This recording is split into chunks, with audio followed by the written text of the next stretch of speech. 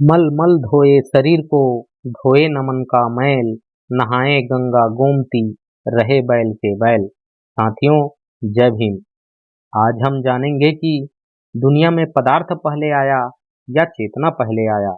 दुनिया में ईश्वर पहले आया या इंसान पहले आया। अगर पौराणिक कथाओं की माने तो बहुत सी कहानियां मिल जाएगी, परंतु विज्ञान के अनुसार चलें तो धरती पर सबसे पहले जीवाणु का ही उत्पत्ति हुआ था, जिसके बाद साथियों जीव जंतु बने और उनके बाद इंसान। साथियों, यहाँ यह प्रश्न उठता है कि क्या ईश्वर ने इंसान को बनाया या इंसान ने ईश्वर को बनाया। इसे जानने के लिए मित्रों वीडियो के अंत तक बने रहें, और अगर हमारी बात आप तक पहुँचे तो कमेंट में जय भीम जरूर लिखें। तो आइए बिना देरी किए वीडियो में आगे बढ़ते हैं। साथियों, प्रकृति में दो ही चीजें विद्यमान हैं, पहला पदार्थ और दूसरा चेतना। मानवीय जीवन पदार्थ व चेतना दोनों का संयोजन से ही बना है। यदि मानव केवल पदार्थ होता तो शायद आराम की आवश्यकता ही नहीं होती, क्योंकि पदार्थ को आराम, बेचैनी, सुंदरता, बदसूरती, सुख व दुख का एहसास ही नहीं होता। ऐसा तो केवल उन्हें ही हो सकता है जिनमें चेतना विद्यमान हो। यहाँ मित्रों यह प्रश्न उठता है कि ईश्वर क्या है। क्या ईश्वर किसी पदार्थ का नाम है या वह एक चेतना है।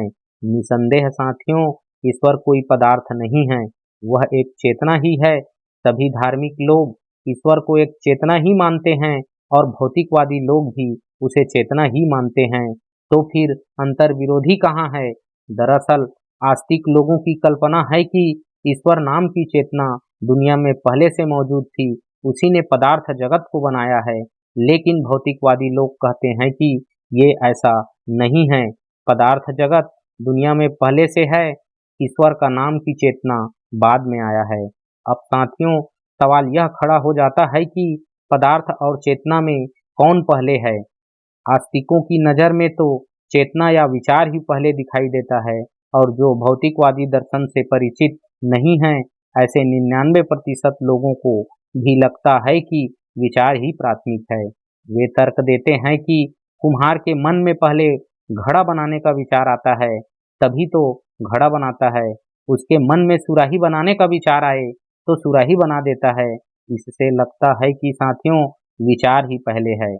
इसी तरह ईश्वर को मानने वाले लोग तर्क देते हैं कि जैसे कुम्हार के मन में विचार आया कि घड़ा बनाया जाए तो उसने घड़ा बना दिया, ठीक मित्रों उसी तरह ईश्वर के मन में भी विचार आया कि एक दुनिया बनाई जाए तो उसने एक दुनिया बना दिए।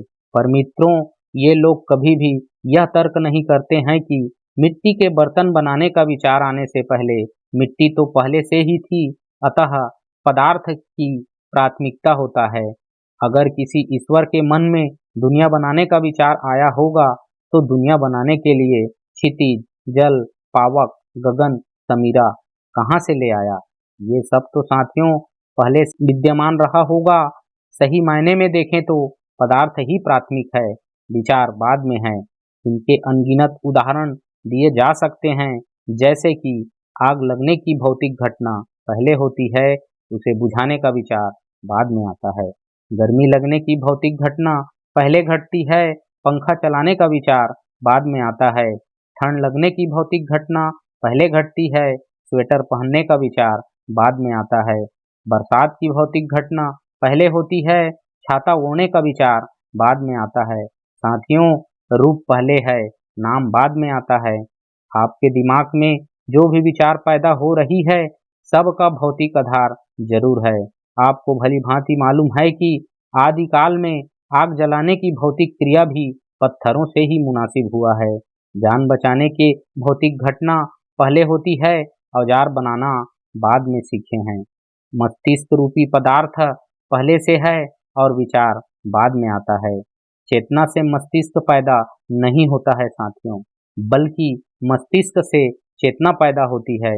इसी तरह अनगिनत उदाहरण दिए जा सकते हैं, जिससे यह सिद्ध हो जाता है कि भौतिक परिस्थिति पहले होती है, उससे संबंधित चेतना का वजूद बाद में होता है। ऐसा एक भी उदाहरण आपको नहीं मिलेगा कि यहाँ विचार पहले और पदार्थ बाद में हो। साथियों, विचार या चेतना को प्राथमिक मानने के कारण सारे लोग तरह तरह के अंधविश्वासों में फंसकर अपना समय, शक्ति और संसाधन बर्बाद करते रहते हैं। उपरोक्त उदाहरणों में हम देखते हैं कि जिस तरह की भौतिक परिस्थितियां होती है, उसी तरह के विचार मन में पैदा होते हैं। भौतिक परिस्थितियां ही विचार का स्रोत होती है। चेतना हमेशा पदार्थ से ही निकलती है। हमारे भाव, विचार, चेतना या कल्पना की उड़ान कितनी भी ऊंची हो, परंतु उसका आधार वस्तुगत ही होता है। इस आधार पर देखें तो ईश्वर भी एक विचार या चेतना ही है। इसके भी पैदा होने का कोई ना कोई भौतिक आधार जरूर होगा। बिना भौतिक आधार के ईश्वर की चेतना ही पैदा नहीं हो सकती। मित्रों, इससे यह सिद्ध होता है कि दुनिया पहले है, ईश्वर का वजूद बाद में आया है। ईश्वर, परलोक, स्वर्ग, नरक, पुनर्जन्म से संबंधित चेतना या विचारों का भी भौतिक आधार पहले से ही मौजूद होता है। प्राचीन काल को देखें तो प्रकृति की शक्तियों को देखकर दैवी शक्ति की कल्पना पैदा हुई। प्राचीन काल के छोटे छोटे पशुपालक राजाओं को देखकर देवताओं की कल्पना पैदा हुई। महाराजाओं को देखकर महादेव की कल्पना हुई। सम्राटों को देखकर सबका ईश्वर एक होने की कल्पना आई। राजाओं का महल ऊंचाई पर होता था। इसे देखकर ही कल्पना की गई कि परलोक भी ऊपर ही होगा। राजमहल के चारों तरफ गहरी खाई को देखकर यह कल्पना की गई कि परलोक में भी वैतरणी नाम की नदी होगी। राजा के दरबार को देखकर ही स्वर्ग की कल्पना की गई।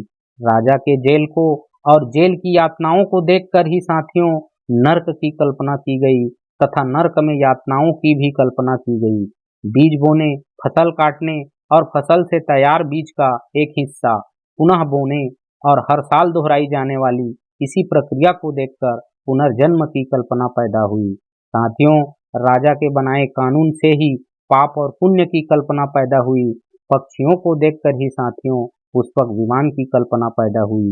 इसी तरह साथियों हर कल्पना का भौतिक आधार है। अलौकिक जगत की सारी चीजें लौकिक जगत से ही नकल की गई है। इसीलिए तो लौकिक जगत का वजूद पहले है और अलौकिक जगत यानी कि पाप, पुण्य, स्वर्ग, नरक, देवी देवता, ईश्वर और लोक परलोक इत्यादि का वजूद बाद में आता है। साथियों, वैज्ञानिक दृष्टिकोण से देखें तो दुनिया में पदार्थ पहले है, विचार बाद में आता है। जो सत्य और साक्ष्य है, ईश्वर एक विचार ही है जो दुनिया के बाद आया है।